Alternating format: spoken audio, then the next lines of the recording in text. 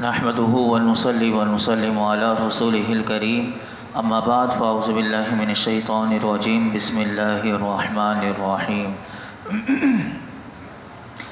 لا خير في كثير من نجواهم إلا من أمر بصدقة أو معروف أو إصلاح بين الناس ومن يفعل ذلك ابتغاء مرضات الله فسوف نؤتيه أجرا عظيما۔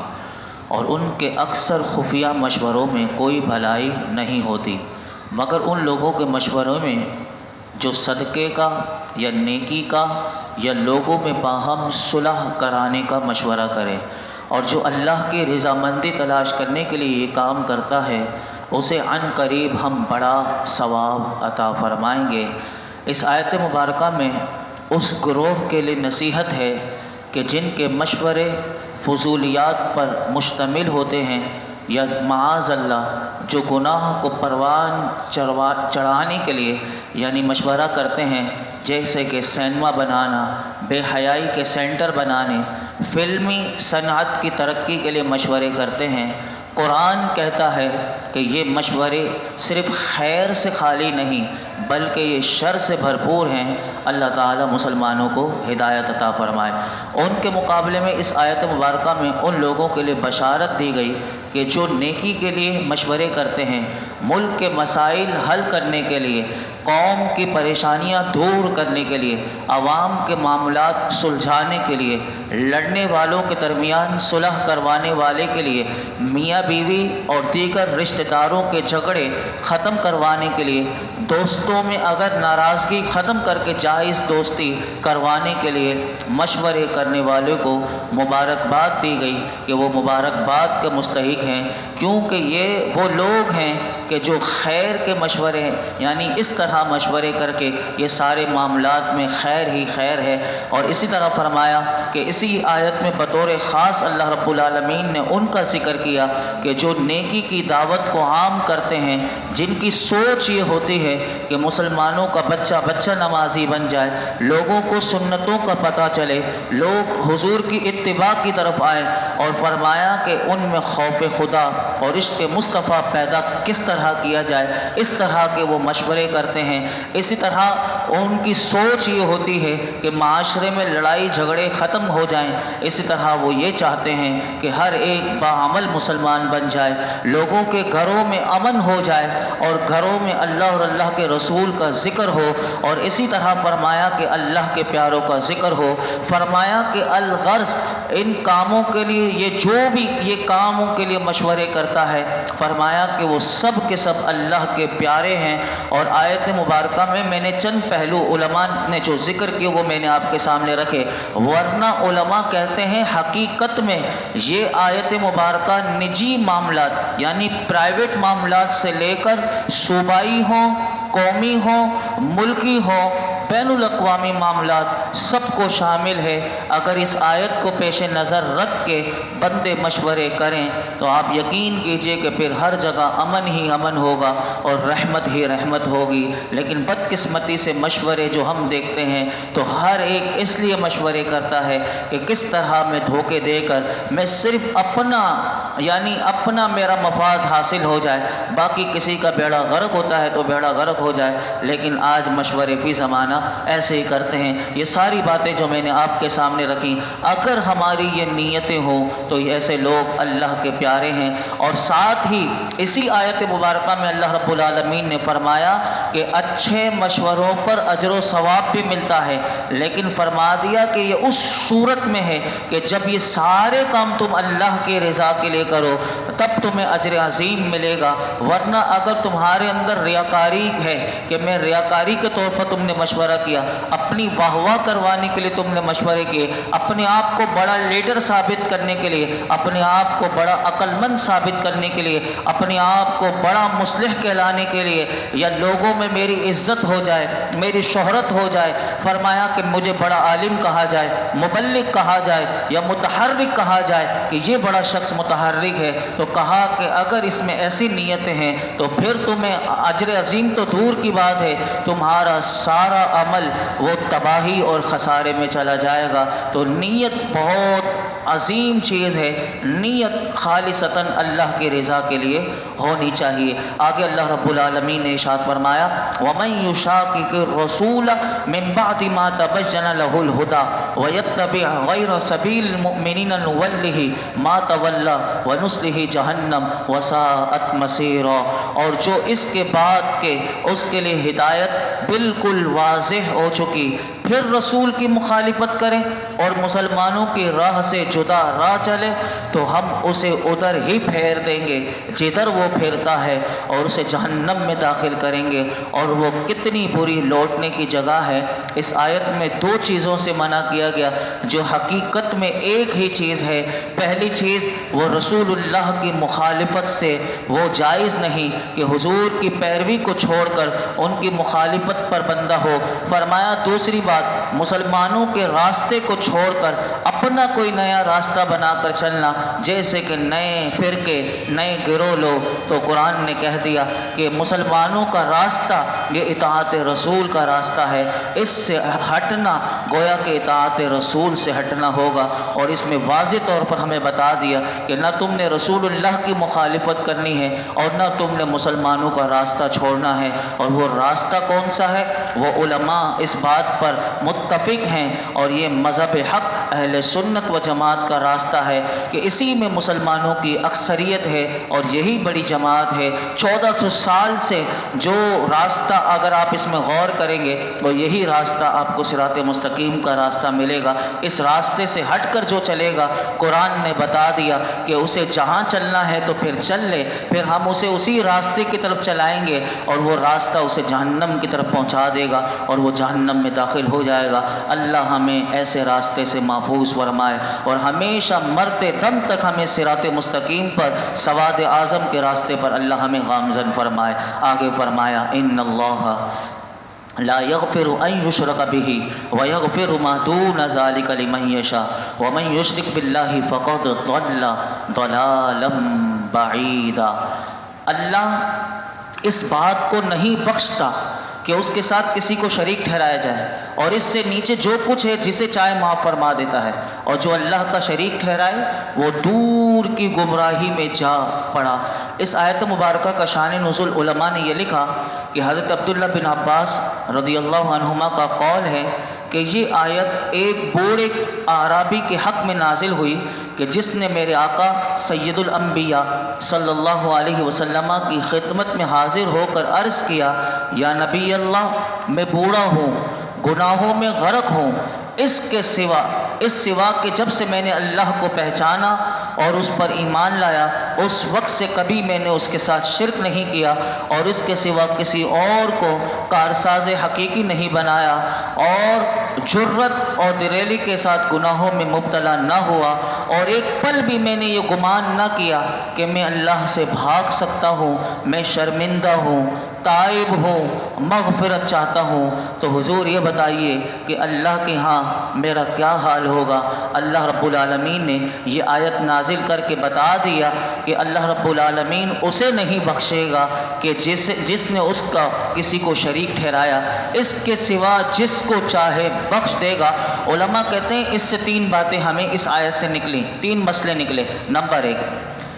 یہ آیت علماء کہتے ہیں اس بات کی قطعی دلیل ہے کہ جس نے شرک کیا یعنی اللہ کا شریک ٹھہرایا، اور جیسے کہ مشرکین مکہ کیا کرتے تھے بتوں کو، تو کہا اگر یہ اسی شرک پر مر گیا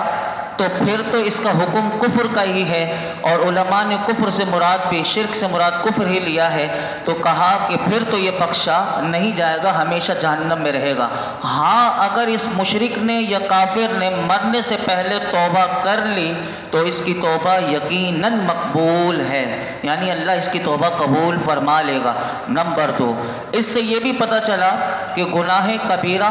حقوق اللہ، حقوق العباد، یہ جتنے گناہ ہیں یہ تمام گناہ قابل مغفرت ہیں۔ اگرچہ حقوق العباد کی مغفرت کا طریقہ کل قیامت کے دن یہ بھی ہوگا کہ اللہ رب العالمین جس کا حق کسی بندے نے اگر کھا بھی لیا ہوگا، اللہ کی رحمت اگر اس وقت برس رہی ہوگی اور اس رحمت سے اس کو بخشنا چاہے گا تو پھر کیا کرے گا؟ پھر اس حقدار کو اللہ حق دے کر اس بندے کا حق معاف کروا دے گا۔ تو یہ بھی ہوگا قیامت کے دن، یہ بھی اس آیت سے پتہ چلا۔ تیسری بات علماء کہتے ہیں کہ یہ یاد رکھنا چاہیے کہ یہ گناہوں کی بخشش جو ہے وہ یقینی نہیں، کوئی یہ نہ سمجھ لے کہ یہ یقیناً مغفرت ہی مغفرت ہوگی، بلکہ اس آیت میں امید دلائی گئی کہ اللہ کی رحمت چاہے گی اور اللہ چاہے جسے چاہے بخش دے اور جسے نہ چاہے تو نہ بخشے۔ تو گویا کہ علماء کہتے ہیں یہ آیت گناہ پر دلیر نہیں کرتی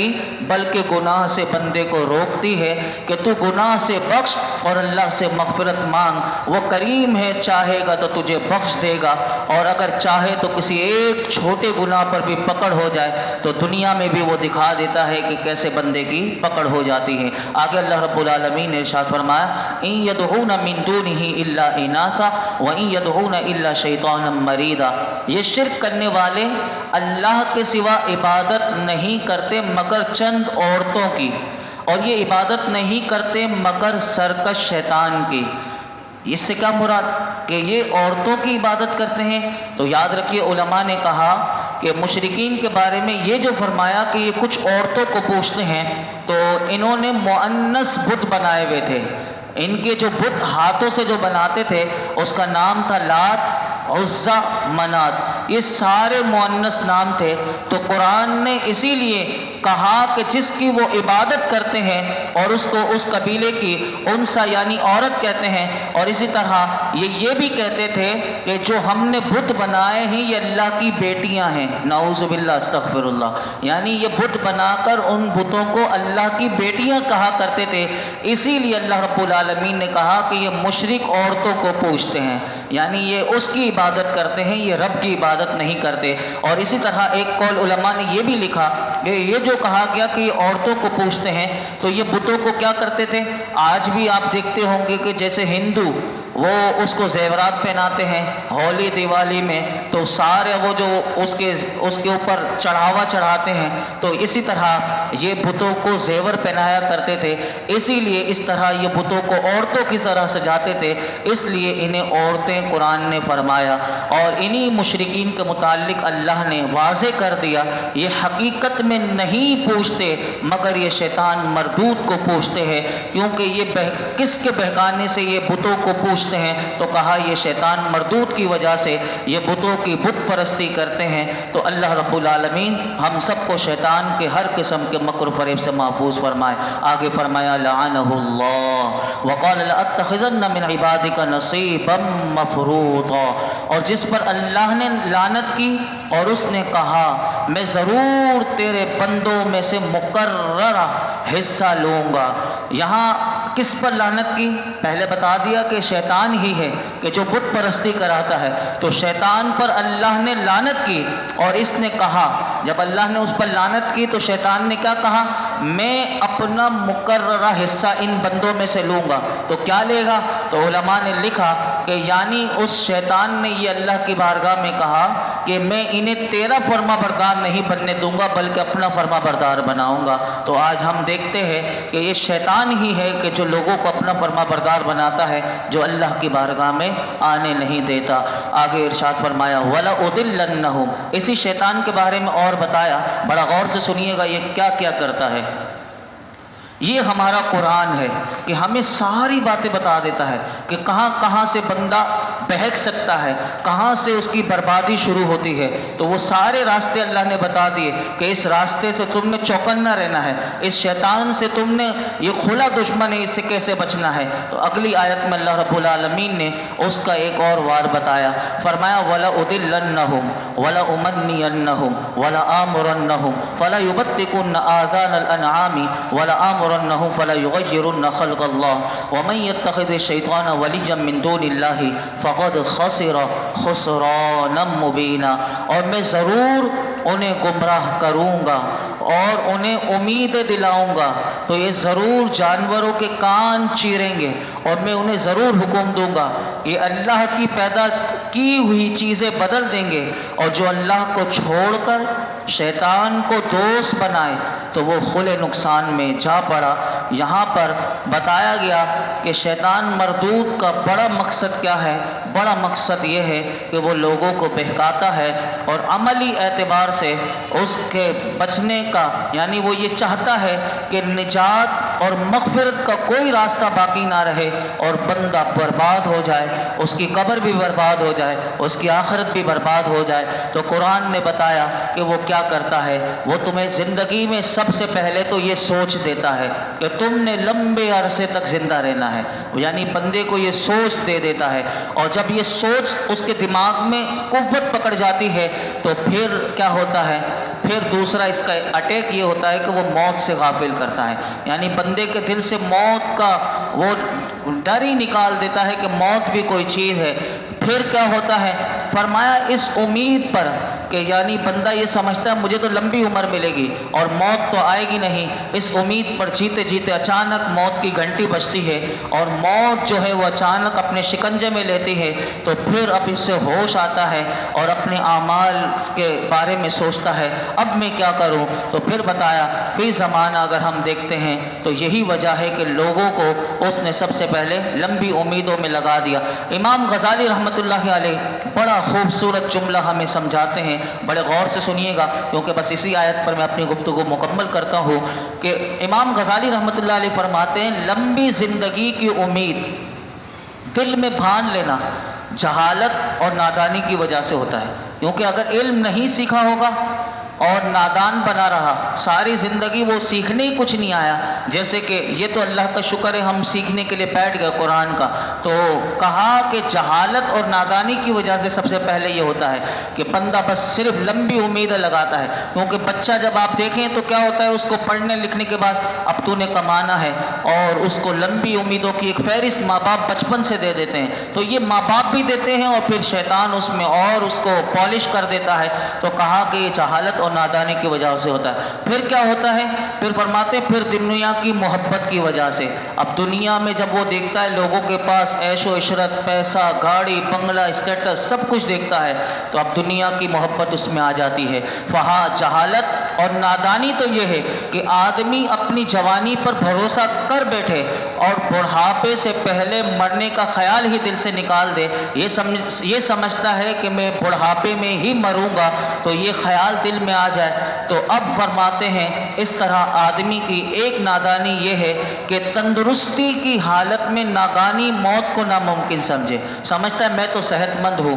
میں نے اپنا چیک اپ بھی کروایا، مجھے موت کہاں سے آئے گی، تو کہا یہ بھی ایک نادانی ہے۔ اسی طرح فرماتے ہیں اب وہ ایک سوالات کی صورت میں امام غزالی کہتے ہیں ہم سب اپنے آپ سے سوال کریں، یہ سوال کیا کریں، فرماتے ہیں ان باتوں میں غور کر، کیا لاکھوں بچے جوانی کی دہلیز پر پہنچنے سے پہلے ہی راہ عدم نہ ہوئے؟ ایسے دنیا میں لاکھوں بچے ہیں جنہوں نے جوانی کو دیکھا بھی نہیں، قبر میں چلے گئے۔ کہتے کیا ہزاروں انسان چڑھتی جوانی میں موت سے ہم آگوش نہ ہوئے؟ جیسے کہ کل رات کو بھی میں نے دیکھا دو لوگ موٹر سائیکل پہ یکدم ایک کی تو موت ہو گئی، تو وہ کسی کو بھی نہیں پتہ ہوتا، جوان ہوتا ہے لیکن اچانک موت آ جاتی ہے۔ یہی امام غزالی کہتے ہیں کیا ہزاروں انسان چڑھتی جوانی میں موت سے ہم آگوش نہ ہوئے؟ کیا سینکڑوں نوجوان بھری جوانی میں لقمہ اجل نہ بنے؟ کیا دسیوں نوجوان بیماریوں کا شکار اچانک نہ ہوئے؟ ہم سنتے معاشرے میں نوجوان ہے لیکن اللہ نہ کرے کسی کو ہو، لیکن ہو جاتی ہے، کینسر کی بیماری ہے، کئی لوگوں کو نوجوانی کی عمر میں ایسے بیماری۔ اور امام غزالی کہتے ہیں سوچو ان باتوں میں غور و فکر کے ساتھ ایک اور بات دل میں بٹھا لے، موت اس کے اختیار میں نہیں، جب یہ چاہے گا اسی وقت آئے گی۔ اسی طرح جوانی کسی چیز پر بھروسہ کرنا خود ہی ایک نازانی نظر آئے گی، اور لمبی زندگی کی امید دوسری وجہ دنیا کی محبت ہے۔ انسان اپنے دل کو تسلی دیتا رہتا ہے ابھی زمانہ پڑا ہے، ابھی کس نے مرنا ہے، میں یہ مکان بنا لوں، فلاں کاروبار شروع کر لوں، اچھی گاڑی خرید لوں، سہولیات سے بھری اپنی زندگی گزار لوں، جب بڑھاپا آئے گا تو مسجد میں جا کے اللہ اللہ کرنے لگ جائیں گے۔ کہتے ہیں اس طرح ہر کام سے 10 کام نکلتے چلے جاتے ہیں، حتیٰ کہ اس کی موت کی پیغام آ جاتا ہے اور فرشتے اس کی روح لینے کے لیے آ جاتے ہیں۔ کہتے ہیں ایسے شخص کو چاہیے کہ وہ دنیا کی بے ثباتی پر اس کی معلومات حاصل کرے۔ کہتے ہیں جس نے دنیا کو سمجھ لیا کہ یہ بے وفا دنیا ہے، یہ کسی کے ساتھ نہیں رہتی، تو کہتے ہیں پھر دنیا کی زندگی میں وہ کھوئے گا نہیں، پھر وہ اپنے مقصد کو یاد رکھے گا کہ میں نے مرنا ہے، اور پھر شیطان اس کو کامیاب نہیں کر سکے گا۔ اور یہی باتیں ہمیں بتائی گئی، اور اسی آیت میں ایک اور بات بتائی گئی کہ جو اللہ کی بنائی ہوئی چیزوں میں تبدیلیاں کرتے ہیں وہ کون لوگ ہیں، کہ جو اللہ کی بنائی ہوئی چیزوں میں تبدیلیاں کرتے ہیں۔ اس کو سمجھنے کے لیے میں حدیث مبارکہ آپ کے سامنے رکھتا ہوں کہ ابو داؤد شریف کی حدیث ہے کہ رسول اللہ صلی اللہ علیہ وسلم نے ارشاد فرمایا، اس مرد پر لعنت فرمائی کہ جو عورت کا لباس پہنے، اور اس عورت پر لعنت فرمائی کہ جو مرد کا لباس پہنے۔ اللہ نے اسے مرد بنایا، وہ عورت بننا چاہتا ہے۔ جس عورت کو اللہ نے مرد بنایا، جیسے پینٹ شرٹ آج کل عورتیں پہنتی ہیں اور کس طرح کے وہ لباس پہنتی ہیں، تو ان ایسی عورتوں پر لعنت بنایا، لعنت فرمائی کہ یہ اپنی اس جنس کو بدلنے کی کوشش کرتے ہیں۔ اللہ نے اسے بنایا کچھ، یہ بننا کچھ چاہتا ہے۔ اسی طرح حضور نے فرمایا کہ زنانہ مردوں اور مردانی عورتوں پر لعنت فرمائی، اور ارشاد فرمایا انہیں اپنے گھروں سے بھی نکال دو، اگر یہ نہ سدھریں تو میرے آقا نے فرمایا انہیں اپنے گھروں سے نکال دو، کہ جو اپنی جنس کو بدلتے ہیں۔ اسی طرح ایک اور حدیث پاک میں ارشاد فرمایا کہ عورتوں سے مشابہت اختیار کرنے والے مرد چوٹیاں رکھتے ہیں، باقاعدہ چوٹیاں باندھی ہوئی ہیں، وہ ہیرنگ وغیرہ پہنتے ہیں، ناک پتہ نہیں کیا کیا کڑے پہنتے ہیں، پائل پہنتے ہیں وہ گھنگرو کی طرح، یہ پتہ نہیں کیا ایک عجیب فیشن، عورتوں کی طرح انگوٹھیاں اتنی ساری پہننے ہیں، یہ کیوں پہنتے ہیں؟ سنیے، فرمایا کہ عورتوں سے مشابہت اختیار کرنے والے مرد اور مردوں سے مشابہت کرنے والی عورتیں صبح و شام اللہ کی ناراضگی اور اس کے غضب میں ہوتے ہیں۔ اور ایک اور حدیث پاک میں فرمایا کہ میرے آقا علیہ الصلوۃ والسلام نے فرمایا کہ اپنے بالوں میں دوسروں کے بال لگانے والی اور لگوانے والی، بدن گودنے والی اور گدوانے والی پر اللہ نے لعنت فرمائی۔ ایسے یہی وہ لوگ ہیں کہ جو اپنی وہ تغیر کرتے ہیں، جو اللہ نے انہیں چاہا وہ بنایا، لیکن وہ اللہ کی بنائی ہوئی چیزوں میں تبدیلی کرتے ہیں، تو اللہ ایسی تبدیلی سے ہمیں بھی محفوظ فرمائے۔ الحمدللہ رب العالمین والصلاۃ والسلام علی سید الانبیاء والمرسلین وعلی آلہ واصحابہ اجمعین۔ یا اللہ پاک جو کچھ ہم نے سنا اسے یاد رکھنے، سمجھنے، عمل کرنے، دوسروں تک اس کا پیغام پہنچانے کی توفیق عطا فرما۔ یا اللہ ہمیں قرآن کا نور عطا فرما، قرآن کی صحیح سمجھ اور اس پر عمل کا جذبہ عطا فرما، ہمیں باعمل بنا دے۔ اے اللہ ہمیں باعمل بنا دے، اے اللہ ہمیں باعمل بنا دے، باحیا بنا دے، با کردار بنا دے، ہمارے کردار کو اچھا کر دے، ہماری زبانوں کو اچھا کر دے، ہمارے اخلاق کو اچھا کر دے، ہمارے باطن کو اچھا کر دے، ہمارے ظاہر کو اچھا کر دے، ہماری نگاہوں کو پاک کر دے، ہمارے کانوں کو پاک کر دے۔ یا اللہ تو ہم سے ہمیشہ کے لیے راضی ہو جا، اس قرآن کا نور دے دے، اس قرآن کی معرفت عطا کر دے، اس قرآن کی صدقے میں اللہ تو ہم سے راضی ہو جا، ہماری مغفرت فرما دے، ہمارے والدین کی مغفرت فرما دے، میرے آقا کی تمام امت کی مغفرت فرما۔ موت کے وقت یا اللہ کلمہ پڑھنا نصیب فرما، خاتمہ بالخیر فرما، خاتمہ بالخیر فرما۔ یا اللہ آج تک جتنی دعائیں کی ہیں آئندہ کریں گے سب دعاؤں کو قبول فرما۔ اس درس قرآن کی برکت سے ان سب یہ جتنے حاضرین موجود ہیں ان سب کی خالی جھولیوں کو بھر دے۔ صلی اللہ تعالی علی خیر خلق محمد وعلی آلہ وصحبہ۔